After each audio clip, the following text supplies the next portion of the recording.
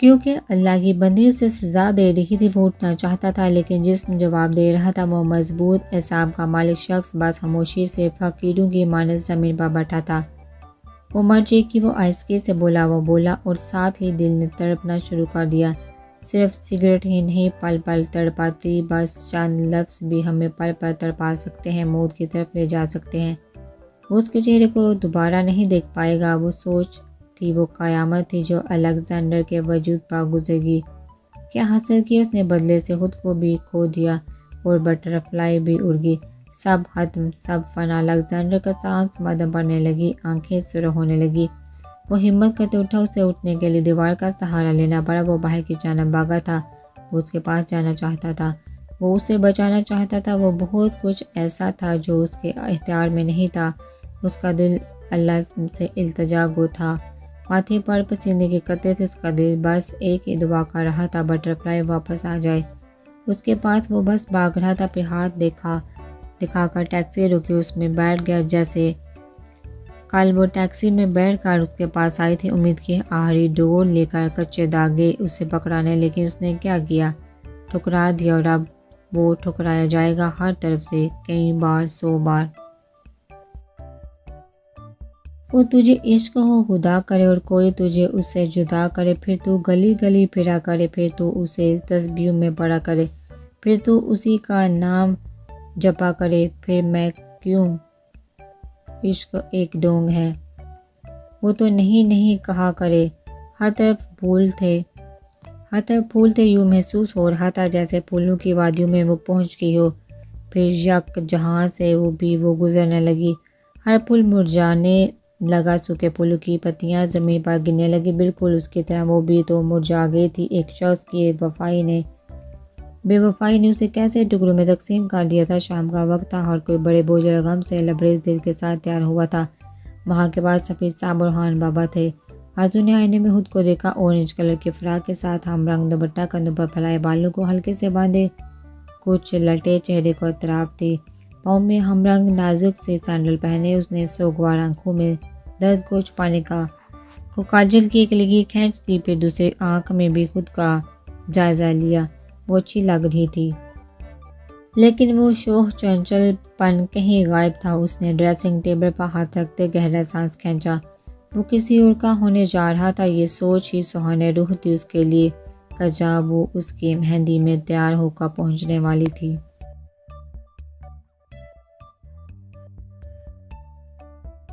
آرزو اپنے نام کی پکار پر اس نے پلٹ کر دیکھا، عائشہ کھڑی تھی دروازے میں، افسوس اور شرمندگی بڑی نظروں سے اسے دیکھتے۔ تم ایسے کیوں کھڑی ہو؟ تمہارے بھائی کی شادی ہے، ڈانس نہیں کرنا کیا؟ وہ لبوں کو دبائے، پھر آنکھیں بند کرتی کھولتی بہت عام سے لہجے میں بولی۔ وہ عائشہ کو لگا جیسے وہ سسک رہی ہو، وہ لہجہ جیسے داڑے مار کر رو رہا تھا۔ اس کے لبوں پر ایک مسکراہٹ تھی۔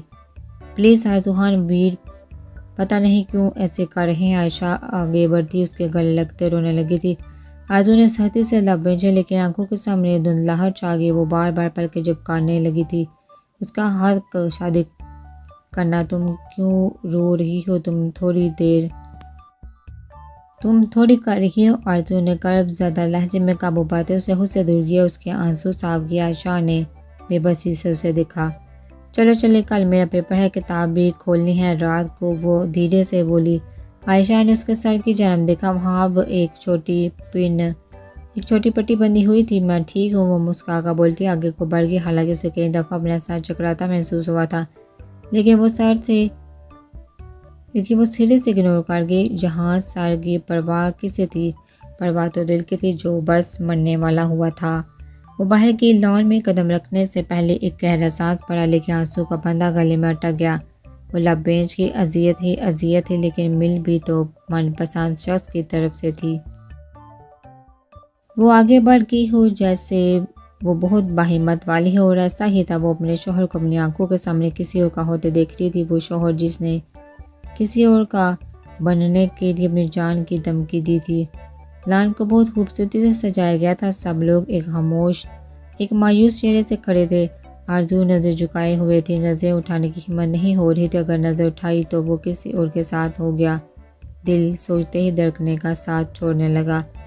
پھر آرزو خان نے کمال کر دیا، اس نے پلکوں کی جالر اٹھائی، نظریں اٹھی اور ویران ہو گئی۔ خالی چیختی، اذیت دیتی نظریں، آنسو کوشش کے باوجود ٹوٹ کر گر گیا۔ لب ٹوٹا پتہ نہیں کب ٹوٹا پتہ نہیں، اسے اپنا سر گمتا محسوس ہوا۔ وہ لب بینچ کے نازک ہونٹوں سے سسکی نکلی، دل دوز سسکی، وہ نظریں پھیر گئی۔ سامنے ہی وہ وائٹ کرتے میں کندھے پر شال رکھے اپنی پوری وجہ سے بیٹھا تھا، اور اس کے ساتھ بیٹھی لڑکی بھی مہندی کے جوڑے میں ملبوس تھی۔ وہ رانیہ تھی، رانیہ رفیق۔ مہندی کی رسم شروع کریں آغا جان۔ وہ آغا جان کو دیکھتے بولا۔ آرزو کو اپنے کان سائیں سائیں کرتے محسوس ہوئے، اور وہ آئی تھی بڑے دل کی لڑکی۔ اسے کسی اور کا ہوتے دیکھتے وہ چند لمحے اسے سننے نہیں گئے۔ آغا جی نے کڑھتے نظروں سے دانیال کو دیکھا، جو سرخ لیے بیٹھا تھا۔ آغا جی نے نہ چاہتے ہوئے بھی بس ایک وعدے کے چلتے رسم شروع کر دی۔ وہ سامنے کھڑی تھی اور اس کی جگہ پر کوئی اور تھا۔ دانیال نے سامنے دیکھا، آنکھیں دو پل کو مل گئی، پھر پلٹ گئی، خالی ہاتھ چھوڑ گئی وہ آنکھیں۔ وہ قدم قدم آگے بڑھنے لگی تھی، سر میں اٹھے درد کو بلائے۔ وہ درد بہت چھوٹا تھا اس درد کے آگے جو دل میں اٹھ رہا تھا۔ وہ اسٹیج پر جاتے بالکل اس دونوں کے سامنے کھڑی ہو گئی۔ رانیہ نے نظر اٹھا کر اسے دیکھا، جہاں دانیال سفیر خان نے تو نظریں ہٹائی ہی نہیں تھی، اور پھر آرزو خان نے خود پر مزید ستم کیا۔ وہ دھیرے سے ہنسی، نیچے جھکی اور مہندی رانیہ کو لگا دی۔ دانیال کی آنکھیں حیران تاثر دینے لگی۔ وہ مڑی اور اس نے دانیال کو دیکھتے بھی مہندی کی رسم ادا کی۔ رخسار بیگم باقاعدہ رونے لگی، ہر کوئی اداس ہو گیا۔ شادی مبارک ہو، ہنسنے کی کوشش کرنے لگی تھی، لیکن ہنسا ہی نہیں جا رہا تھا۔ وہ اسے دیکھتا رہ گیا تھا۔ برداشت تھی اس میں کئی لمحے خاموشی کی نظر ہوگی۔ وہ اسٹیج سے نیچے اتری، وہ اسے جاتا دیکھ رہا۔ خاموش بیٹھے، میوزک چلا دے معراج۔ وہ معراج کو دیکھتے بولی، جو قہر آلودہ نظروں سے دانیال کو دیکھ رہا تھا۔ اس کی بات پر چونکا آرزو، وہ لڑکھڑا گیا اور وہ مسکرا دی۔ اس نے ابرو اچکائے تو گویا آرزو خان خود کو برباد کرنا ہی چاہتی تھی۔ وہ دیکھنا چاہتی تھی وہ کس حد تک جا سکتی ہے، اور وہ ہر حد سے گزر جانا چاہتی تھی۔ عشق مبارک۔ معراج میوزک سسٹم کی جانب بڑھا۔ جب وہ بولی، معراج نے بے بسی سے سانسیں خارج کی۔ یہ وہی سانگ تھا جو ان کی شادی پر معراج نے لگایا تھا جب دانیال نے اس کا گھونگھر اٹھایا تھا، اور آج آرزو خان پھر سے وہی لگانے کو بول رہی تھی۔ ایسا لگتا ہے کیوں تیری آنکھیں جیسے آنکھوں میں میری رہ گئی، کبھی پہلے میں نے نہ سنی جو ایسی بات کہے گی۔ تو ہی جو ہر طرف میرے، تو تجھ سے پرے میں جاؤں کہاں، اے میرے دل مبارک ہو یہی تو پیار ہے، اے میرے دل مبارک ہو یہی تو پیار ہے۔ وہ ڈانس کرنے لگی تھی، عجیب تھی وہ، نہیں عجیب تر تھی۔ اس کے ہاتھ فضا میں تھے، دھیرے دھیرے سے اسٹیپ لیتے وہ اذیت سے نظریں پھیر گئی، اور دانیال سفیر خان مٹھیاں بینچی سرخ آنکھوں سے اسے دیکھ رہا تھا۔ ہر کوئی اسے اذیت سے دیکھ رہا تھا، جہاں پہل تو آ ملا تھا۔ ٹھہرا ہوا وہی میں ابھی، تیرا دل وہ شہر ہے جس شہر میں جا کر لوٹا نہ میں کبھی، لاپتہ سا مل جاؤں کہیں تو مجھ سے بھی مجھے ملا دے ذرا، اے میرے دل مبارک ہو یہی تو پیار ہے۔ وہ آخری لائن پر گھومنے لگی تو اس کا دوپٹہ اس کے کندھوں سے جدا ہوتا زمین پر گر گیا۔ وہ آنسو بہاتے گھوم رہی تھی جب دانیال نے مٹھیاں بینچے اسٹیج سے نیچے اترا۔ اس کے پاس جاتے اس نے اس کا نازک بازو پکڑا، اسے روک دیا۔ وہ اسے قہر ڈالتی نظروں سے دیکھ رہا تھا، اور وہ خالی ہزل آنکھوں سے دانیال نے اس کی آنکھوں میں جھانکا۔ آج کاجل بکھر گیا تھا، وہ جبڑے بینچ گیا، پھر شال کھینچ کندھے سے اتار کر اس کے گرد پھیلا دی، اور بس قصہ تمام۔ تو آنسو بغاوت کرتے اس کی آنکھوں سے گرے۔ وہ شخص نہ دور جانے دیتا تھا نہ پاس آنے دیتا تھا۔ وہ کرب سے آنکھیں رگڑ گئی، پھر نظر اٹھا کر اسے دیکھا، دل شدت سے دھڑکا، اور پھر دھڑکنیں مدھم پڑنے لگی۔ وہ آگے کو بڑھ گئی، وہ اس کے پاس سے گزر گئی، اسے ساکت کیے وہ پلٹا، اور پھر اس نے آرزو خان کو خود سے جدا ہوتے دیکھا۔ اس نے عورتوں کا کمال ضبط دیکھا۔ آرزو نے اپنے کندھوں سے شال اتار کر رانیہ کے گرد پھیلا دی۔ خان سانس روک گیا۔ وہ دھیرے سے ہنسی، اسٹیج سے اتری بغیر دوپٹے کو اٹھائے۔ وہ تیز سے چلنے لگی، پھر بھاگنے لگی، اندر کی جانب جاتے اپنی کمرے میں بند ہوئی۔ دروازے کو بند کرتے اس کے ساتھ ٹیک لگائے وہ منہ پر سختی سے ہاتھ رکھ گیا، اذیت سے سسکیاں کوشش کے باوجود کمرے میں گونجنے لگی تھی، وہ آج اسے کسی اور کے حوالے کر آئی تھی، ہمیشہ ہمیشہ کے لیے۔ دل سوچتے ہی تڑپنے لگا تھا، ان کے آنسو رونے لگا۔ پھر وہ منہ پہ ہاتھ رکھے روتے ہوئے زمین پر دوہری ہونے لگی۔ اذیت سے اسے اپنا دل پھٹتا محسوس ہونے لگا۔ وہ اٹھی اور جا کر یوں ہی بیڈ پر لیٹ کے آنکھوں پر بازو رکھے، شاید وہ سو جائے، وہ اذیت بھول جائے۔ وہ اٹھے اور سب ٹھیک ہو، لیکن نیند جو اس کی محبت تھی وہ بھی شاید آج روٹھی ہوئی تھی اس سے۔ وہ ہارے ہوئے مسافر کی طرح ہاسپٹل پہنچا تھا اور اب وہ قدم قدم چلنے لگا تھا، تھکے ہارے شخص کی طرح۔ کیا کہا تھا اس نے، مر جاؤ، اور کیا کیا؟ اس لڑکی نے مرنے والی ہو گئی، جا کے اس کی خواہش بھی پوری کرنے کی ہمت رکھتی تھی وہ۔ تم یہاں کیوں آئے ہو؟ اسے یوں پاگلوں کی طرح آتے دیکھ سفیر صاحب چیخے۔ قاسم نے پریشانی سے اسے دیکھا، اور یہ نظارہ بھی اس نے پہلی بار کیا تھا، اسے یوں ویران حالی دکھی دیکھ کر۔ بٹر فلائی، وہ سر اٹھائے بولا، اس کی آنکھوں میں سرخی چھائی ہوئی تھی، آنکھیں نم تھی، لب کپکپا رہے تھے۔ سفیر صاحب لب بھینچ کے، مر گئی وہ، سفیر صاحب سخت لہجے میں بولا، اور پھر یکدم ہی الیگزینڈر کی آنکھوں میں غصہ، وحشت، شفقت بنانے لگی۔ وہ تند و تیز نظروں سے سفیر صاحب کو گھورنے لگا تھا۔ تمہاری وجہ سے، سفیر صاحب نے اسے دیکھتے جملہ مکمل کر دیا۔ وہ وحشت، شفقت سب شرمندگی اور احساس جرم میں چھپ گئی۔ وہ صحیح تھے اور وہ اس بات کو جھٹلا نہیں سکتا تھا۔ اس نے قاسم کو جانے کا اشارہ کیا، اسے بچا لے انکل، پلیز آپ دعا مانگے، میری نہیں سن رہا اللہ، میں نے اس کی بندی کا دل دکھایا ہے۔ آپ نے کچھ نہیں کیا، آپ بولے اللہ کو پلیز۔ وہ کرب سے ان کے قدموں میں گر گیا، نام آنکھیں اٹھا کر دیکھا، التجا تھی اس کے لہجے میں، اذیت اور کرب۔ وہ مرنے والا ہو گیا تھا، جیسے اسے سانس ہی نہ آ رہی تھی۔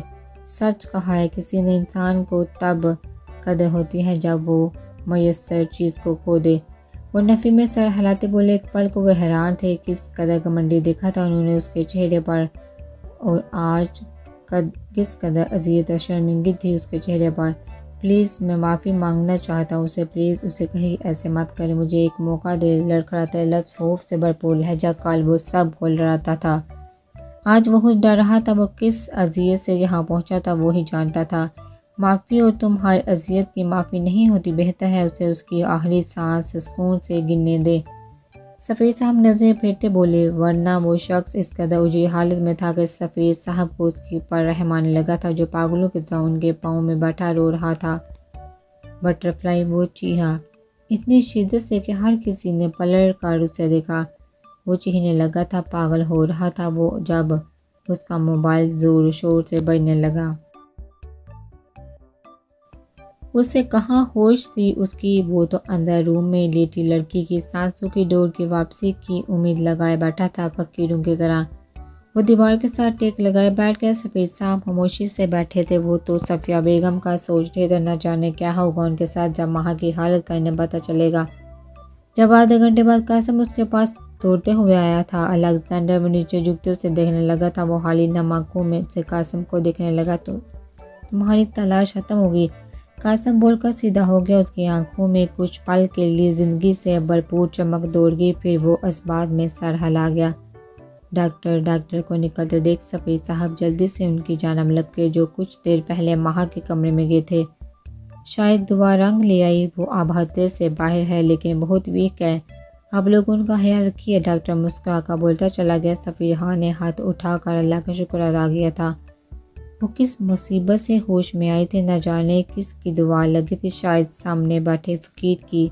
بٹر فلائی، وہ سب کو نظر انداز کیے روم میں داخل ہوا۔ سفیر خان اس کے پیچھے اسے روکنے کو بڑھے، جب ماہر نے سامنے اسے لیٹے ہوئے دیکھا، کیسے چہرہ زرد ہو گیا تھا، جیسے سارا خون کسی نے نچوڑ کر باہر نکال دیا ہو۔ ماہا نے خالی آنکھیں اٹھا کر سامنے دیکھا، اس کی آنکھیں حیرت سے پھیل گئی۔ بٹر فلائی، وہ آگے بڑھا جب ماہا بیڈ پر کھسکنے لگی تھی۔ کیوں آئے ہو، جہاں دفع ہو جاؤ، وہ لب بینچ سے بولی۔ سر شدید درد کرنے لگا تھا، اس کے ہاتھ میں ڈرپ لگی ہوئی تھی۔ ماہر نے کرب سے آنکھیں میچ کی، وہ آگے بڑھا اور ماہر نے نفرت سے منہ پھیر لیا۔ بٹر فلائی، معاف کر دو پلیز۔ وہ اس کے ہاتھوں کو تھامنا چاہتا تھا، جب ماہر نے ہاتھ جھٹکا، کمزوری کی وجہ سے اس کا نازک ہاتھ کانپ رہا تھا۔ محبت کرتا ہوں تم سے، وہ سر جھکائے اعتراف کر گیا۔ ماہر نے چہرہ موڑ کر اسے دیکھا، حالیہ آنکھیں مزید خالی ہوگی، دھڑکنیں شدت اختیار کر گئی، اذیت سے وہ آنکھیں میچ گئی، فرق نہیں پڑتا۔ وہ لب بینچ سے بولی۔ ماہر نے سر اٹھا کر اسے دیکھا، وہ سنجیدہ نظروں سے اسے دیکھ رہی تھی، وہ وہی لوٹا رہی تھی جو اسے ملا تھا۔ مجھے نہیں رہنا تمہارے ساتھ، بابا صحیح کہتے تھے، تم نہیں سدھر سکتے، مجھے آزادی چاہیے تم سے، وہ ڈھکتے لہجے میں بولی۔ وہ پتھر دل ہو رہی تھی۔ ماہر نے شدید تنی ڈگیں لی اسے دیکھا، اس کی بات کا مطلب سمجھتے وہ جبری بینچ کیا، تمہارے بغیر نہیں جی سکتا، بہتر ہے میں مر جاؤں تاکہ تم بیوہ ہو جاؤ، ہرگز تمہیں آزادی نہیں دوں گا۔ تم تو سانسیں مانگ رہی ہو میری، وہ شدت گریہ سے سرہوتی آنکھیں لیے بولا۔ وہ روم سے نکل گیا، پیچھے وہ رونے لگی تھی، شدید تکلیف ہو رہی تھی اسے، اس قدر اذیت میں مبتلا کرتا تھا وہ شخص اسے۔ صبح وہ تیار ہوئی، اسے پیپر دینے جانا تھا، جہاں وہ بہانہ تلاش کر رہی تھی آج کے دن سے بچنے کا، کچھ واقعات، کچھ لمحوں سے نجات کا۔ وہ کالج یونیفارم میں تیار ہوتی، میڈیسن لیتی باہر نکلی، بالکل سکون ہی سکون تھا چہرے پر، وہ دل میں دل ٹوٹ گیا تھا، وہ سکون جو چھوڑو کچھ محسوس نہیں کر رہا تھا۔ وہ باہر نکلی تو نکاح کی تیاریاں عروج پر تھی۔ دانیال نے اسے یونیفارم میں دیکھا، پھر اس کے ماتھے پابندی پٹی کو، اور اس کی جانب بڑھا، کہاں جا رہی ہو؟ وہ نرمی سے بولا، وہی نرمی جس کی عادت ڈالی تھی اس نے، اور اسی نرمی کو اذیت میں بدل دیا تھا خود اسی نے۔ پیپر ہے میرا، ہر جگہ فیل نہیں ہو سکتی۔ وہ ایک نظر اسے دیکھتے بولی، آگے کو بڑھ گئی۔ وہ اسے بہت کچھ پاور کروا گئی تھی، اور یہ بھی سچ تھا کہ آرزو خان نے کتاب کو ہاتھ بھی نہیں لگایا تھا۔ وہ تو دوپہر میں ہونے والی نکاح سے بچنے کے لیے جا رہی تھی تاکہ وہ ان اذیت ناک لمحوں کا حصہ نہ بنے، ورنہ دل کہاں برداشت کرتا اسے کسی اور کے ساتھ۔ تبھی وہ گھر سے نکل گئی۔ آغا جی دیکھیں کیا ہو رہا ہے، آپ نے کہا تھا میری بیٹی جہاں رہے گی تو محفوظ رہے گی، کیا کیا دانیال نے؟ وہ دوسری شادی کر رہا ہے، آپ سب چپ ہیں۔ رخسار بیگم آپ آج برداشت نہ کرتے ہوئے چیخا بولی تھی۔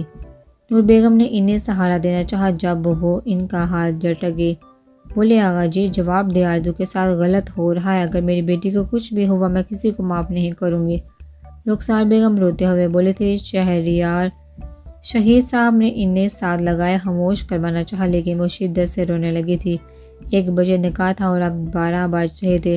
میں کیا کروں؟ دانیال مرنے کی دھمکی دے رہا ہے، اور آرزو تم سے دور نہ ہو، تب میں نے یہ فیصلہ کیا تھا۔ آغا جی نہایت بے بسی سے بولے تھے، جبکہ وہ دور ہو چکی ہیں۔ وہ لوگ ایک روم میں تھے۔ جب دروازہ کھلنے کی آواز پر سب نے چونک کر دروازے کی جانب دیکھا، مقابل سخت نظروں سے ان سب کو دیکھ رہا تھا۔ گل خانم کو واپس لینے آیا ہوں، وہ بولا تو رخسار بیگم نے بھیگی آنکھوں سے اسے دیکھا، جو خوف ان کے سینے میں کب سے تھا۔ وہ سامنے کھڑا تھا۔ کیا مطلب ہے تمہارا؟ وہ لڑکھڑاتے لہجے میں بولی۔ وہ یہاں سے آرزو کو لے کر غائب ہو جانا چاہتی تھی، وہی جو آپ سب نے سنا۔ صرف اسی لیے میں نے سب کو معاف کیا کیونکہ آپ نے گل خانم کا اتنے سال خیال رکھا ہے۔ وہ چلتا ہوا آگے آیا اور صوفے پر بیٹھتے گن میز پر رکھی اور اپنے آدمی کو دروازہ بند کرنے کو کہا، جس پر وہ دروازہ بند کرتے دروازے کے آگے کھڑا ہو گیا۔ اتنے شفاق دل کیسے ہو گئے آپ سب؟ وہ آنکھوں میں آگ کی لپیٹیں رکھے بولا تھا۔ رخسار بیگم کو اپنا دل بند ہوتا محسوس ہوا۔ پہلے میری بہن اور پھر میری کزن، دونوں کو آپ لوگوں نے چھپانا۔ اگر میں آپ کی بیٹی کو پورا سچ بتا دوں تو وہ نفرت کرے گی آپ سے۔ سنا آپ نے صفیہ خان؟ وہ انگلی اٹھا کر بولا۔ وہ لوگ نظریں پھیر گئے، ان سب میں سے سر صرف صفیہ بیگم نے جھکایا تھا، کیونکہ غلط بھی تو انہی کی طرف سے ہوا تھا۔ میں اپنی بیٹی نہیں دوں گی، رخسار بیگم لڑکھڑاتے لہجے میں نفی میں سر ہلانے لگی۔ ان کی آنکھوں سے آنسو بہنے لگے، دل پھٹنے والا ہوا تھا۔ وہ دھیرے سے ہنس دیا، جان لیوا ہنسی۔